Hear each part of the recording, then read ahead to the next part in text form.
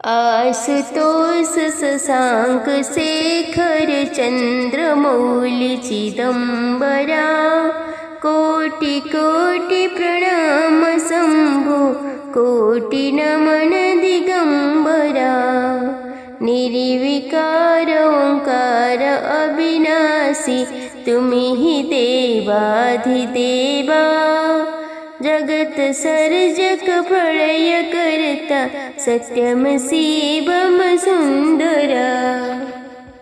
हर हर महादेव। जय शिव शंभु। प्यारे भक्तों, आज भाद्रपद सोमवार है।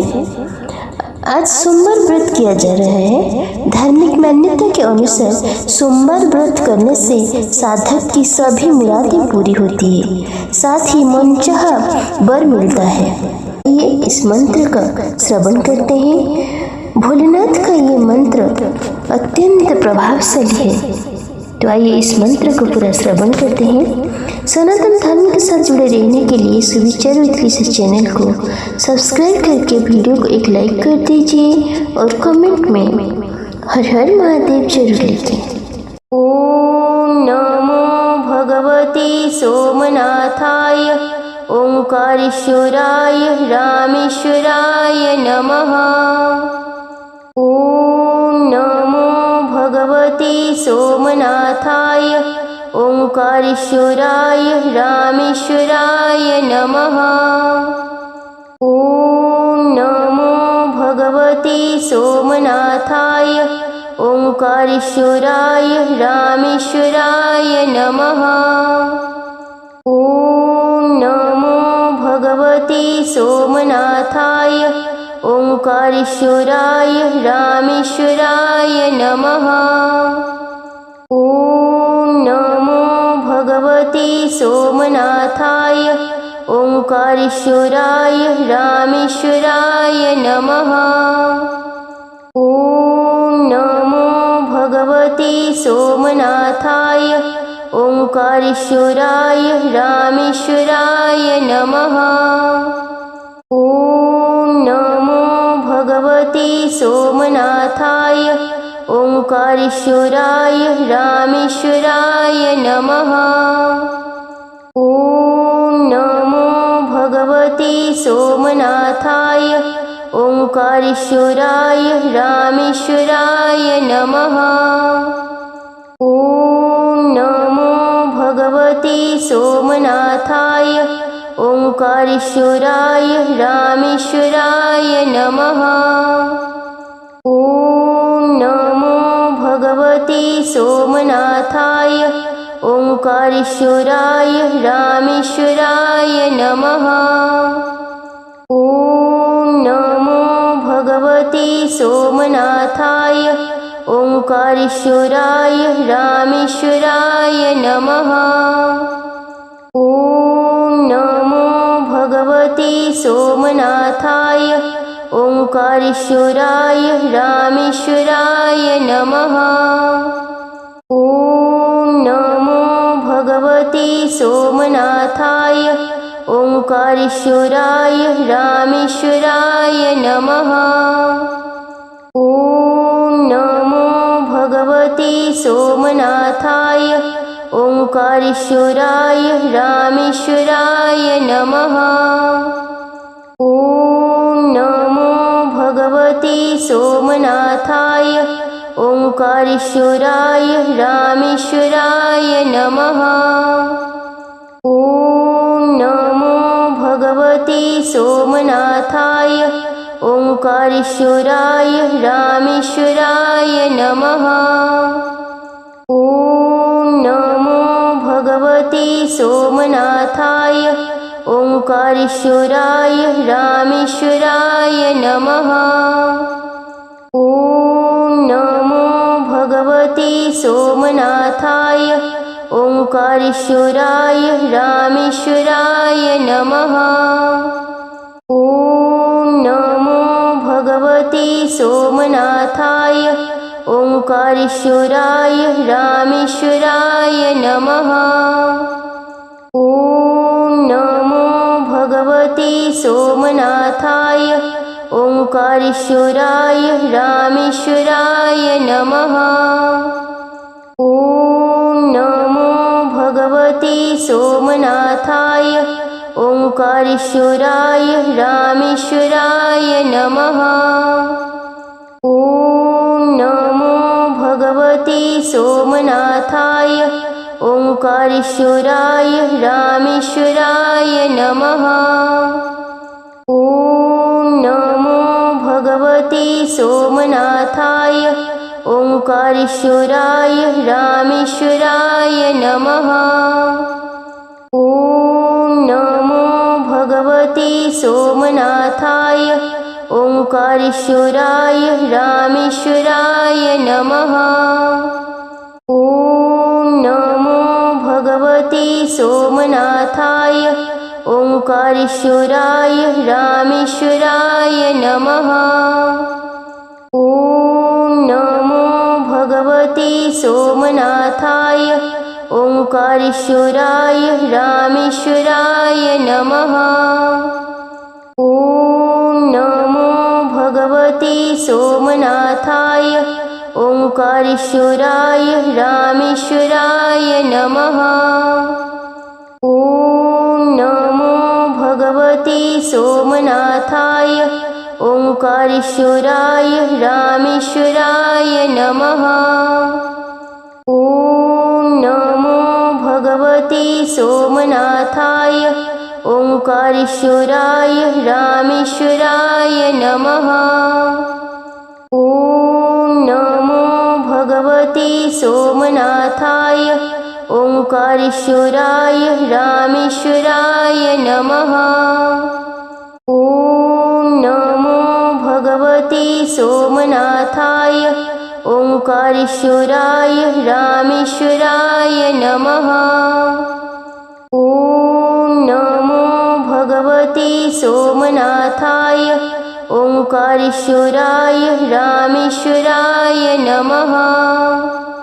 ॐ नमो भगवते सोमनाथाय ओंकारेश्वराय रामेश्वराय नमः।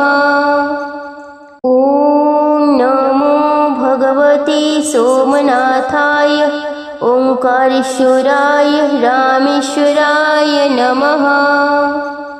ॐ नमो भगवते सोमनाथाय ओंकारेश्वराय रामेश्वराय नमः। ॐ नमो भगवते सोमनाथाय ओंकारेश्वराय रामेश्वराय नमः। ॐ नमो भगवते सोमनाथाय ओंकारेश्वराय रामेश्वराय नमः। ॐ नमो भगवते सोमनाथाय ओंकारेश्वराय रामेश्वराय नमः। ॐ नमो भगवते सोमनाथाय ओंकारेश्वराय रामेश्वराय नमः। ॐ नमो भगवते सोमनाथाय ओंकारेश्वराय रामेश्वराय नमः।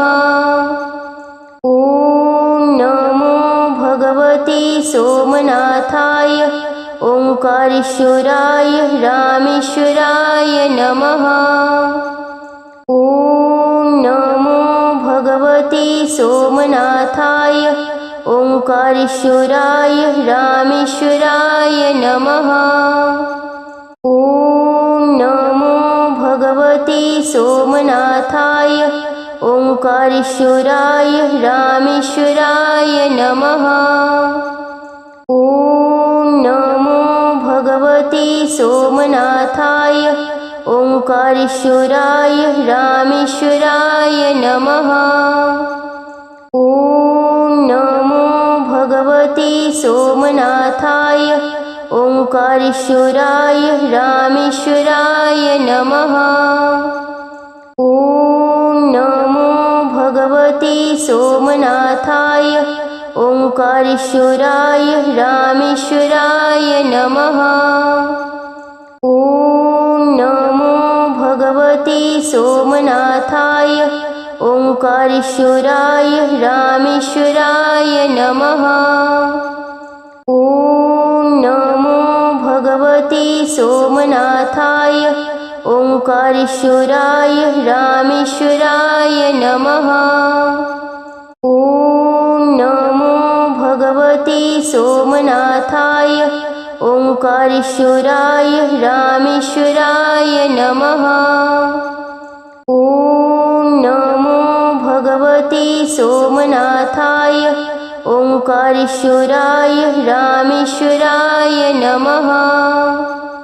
ॐ नमो भगवते सोमनाथाय ओंकारेश्वराय रामेश्वराय नमः। ॐ नमो भगवते सोमनाथाय ओंकारेश्वराय रामेश्वराय नमः। ॐ नमो भगवते सोमनाथाय ओंकारेश्वराय रामेश्वराय नमः। ॐ नमो भगवते सोमनाथाय ओंकारेश्वराय रामेश्वराय नमः। ॐ नमो भगवते सोमनाथाय ओंकारेश्वराय रामेश्वराय नमः। ॐ नमो भगवते सोमनाथाय ओंकारेश्वराय रामेश्वराय नमः।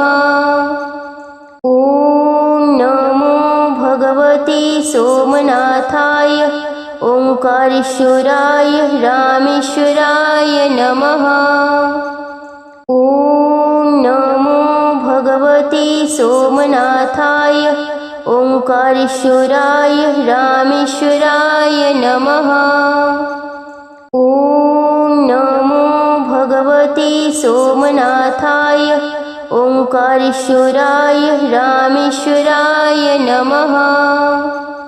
ॐ नमो भगवते सोमनाथाय ओंकारेश्वराय रामेश्वराय नमः। ॐ नमो भगवते सोमनाथाय ओंकारेश्वराय रामेश्वराय नमः। ॐ नमो भगवते सोमनाथाय ओंकारेश्वराय रामेश्वराय नमः। ॐ नमो भगवते सोमनाथाय ओंकारेश्वराय रामेश्वराय नमः। ॐ नमो भगवते सोमनाथाय ओंकारेश्वराय रामेश्वराय नमः।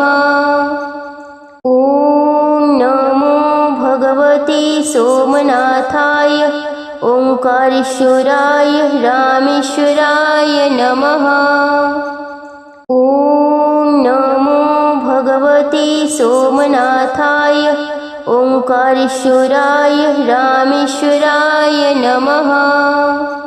ॐ नमो भगवते सोमनाथाय ओंकारेश्वराय रामेश्वराय नमः। ॐ नमो भगवते सोमनाथाय ओंकारेश्वराय रामेश्वराय नमः। ॐ नमो भगवते सोमनाथाय ओंकारेश्वराय रामेश्वराय नमः। ॐ नमो भगवते सोमनाथाय ओंकारेश्वराय रामेश्वराय नमः। ॐ नमो भगवते सोमनाथाय ओंकारेश्वराय रामेश्वराय नमः।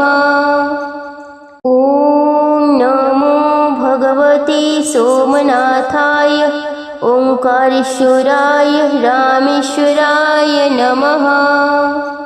ॐ नमो भगवते सोमनाथाय ओंकारेश्वराय रामेश्वराय नमः। ॐ नमो भगवते सोमनाथाय ओंकारेश्वराय रामेश्वराय नमः। ॐ नमो भगवते सोमनाथाय ओंकारेश्वराय रामेश्वराय नमः। ॐ नमो भगवते सोमनाथाय ओंकारेश्वराय रामेश्वराय नमः। ॐ नमो भगवते सोमनाथाय ओंकारेश्वराय रामेश्वराय नमः। ॐ नमो भगवते सोमनाथाय ओंकारेश्वराय रामेश्वराय नमः। ॐ नमो भगवते सोमनाथाय ओंकारेश्वराय रामेश्वराय नमः। ॐ नमो भगवते सोमनाथाय ओंकारेश्वराय रामेश्वराय नमः। ॐ नमो भगवते सोमनाथाय ओंकारेश्वराय रामेश्वराय नमः। ॐ नमो भगवते सोमनाथाय ओंकारेश्वराय रामेश्वराय नमः। ॐ नमो भगवते सोमनाथाय ओंकारेश्वराय रामेश्वराय नमः। ॐ नमो भगवते सोमनाथाय ओंकारेश्वराय रामेश्वराय नमः। ॐ नमो भगवते सोमनाथाय ओंकारेश्वराय रामेश्वराय नमः। ॐ नमो भगवते सोमनाथाय ओंकारेश्वराय रामेश्वराय नमः। ॐ नमो भगवते सोमनाथाय ओंकारेश्वराय रामेश्वराय नमः। ॐ नमो भगवते सोमनाथाय ओंकारेश्वराय रामेश्वराय नमः। ॐ नमो भगवते सोमनाथाय ओंकारेश्वराय रामेश्वराय नमः। ॐ नमो भगवते सोमनाथाय ओंकारेश्वराय रामेश्वराय नमः। ॐ नमो भगवते सोमनाथाय ओंकारेश्वराय रामेश्वराय नमः। ॐ नमो भगवते सोमनाथाय ओंकारेश्वराय रामेश्वराय नमः। ॐ नमो भगवते सोमनाथाय ओंकारेश्वराय रामेश्वराय नमः। ॐ नमो भगवते सोमनाथाय ओंकारेश्वराय रामेश्वराय नमः। ॐ नमो भगवते सोमनाथाय ओंकारेश्वराय रामेश्वराय नमः। ॐ नमो भगवते सोमनाथाय ओंकारेश्वराय रामेश्वराय नमः। ॐ नमो भगवते सोमनाथाय ओंकारेश्वराय रामेश्वराय नमः। ॐ नमो भगवते सोमनाथाय ओंकारेश्वराय रामेश्वराय नमः। ॐ नमो भगवते सोमनाथाय ओंकारेश्वराय रामेश्वराय नमः। ॐ नमो भगवते सोमनाथाय ओंकारेश्वराय रामेश्वराय नमः।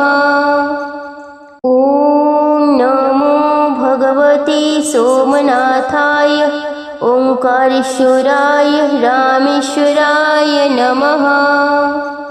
ॐ नमो भगवते सोमनाथाय ओंकारेश्वराय रामेश्वराय नमः। ॐ नमो भगवते सोमनाथाय ओंकारेश्वराय रामेश्वराय नमः। ॐ नमो भगवते सोमनाथाय ओंकारेश्वराय रामेश्वराय नमः। ॐ नमो भगवते सोमनाथाय ओंकारेश्वराय रामेश्वराय नमः। ॐ नमो भगवते सोमनाथाय ओंकारेश्वराय रामेश्वराय नमः। ॐ नमो भगवते सोमनाथाय ओंकारेश्वराय रामेश्वराय नमः। ॐ नमो भगवते सोमनाथाय ओंकारेश्वराय रामेश्वराय नमः। ॐ नमो भगवते सोमनाथाय ओंकारेश्वराय ओंकारेश्वराय रामेश्वराय नमः। ॐ नमो भगवते सोमनाथाय ओंकारेश्वराय रामेश्वराय नमः। ॐ नमो भगवते सोमनाथाय ओंकारेश्वराय रामेश्वराय नमः। ॐ नमो भगवते सोमनाथाय ओंकारेश्वराय रामेश्वराय नमः। ॐ नमो भगवते सोमनाथाय ओंकारेश्वराय रामेश्वराय नमः। ॐ नमो भगवते सोमनाथाय ओंकारेश्वराय रामेश्वराय नमः। ॐ नमो भगवते सोमनाथाय ओंकारेश्वराय रामेश्वराय नमः। ॐ नमो भगवते सोमनाथाय ओंकारेश्वराय रामेश्वराय नमः। ॐ नमो भगवते सोमनाथाय ओंकारेश्वराय रामेश्वराय नमः। ॐ नमो भगवते सोमनाथाय ओंकारेश्वराय रामेश्वराय नमः। ॐ नमो भगवते सोमनाथाय ओंकारेश्वराय रामेश्वराय नमः। ॐ नमो भगवते सोमनाथाय ओंकारेश्वराय रामेश्वराय नमः।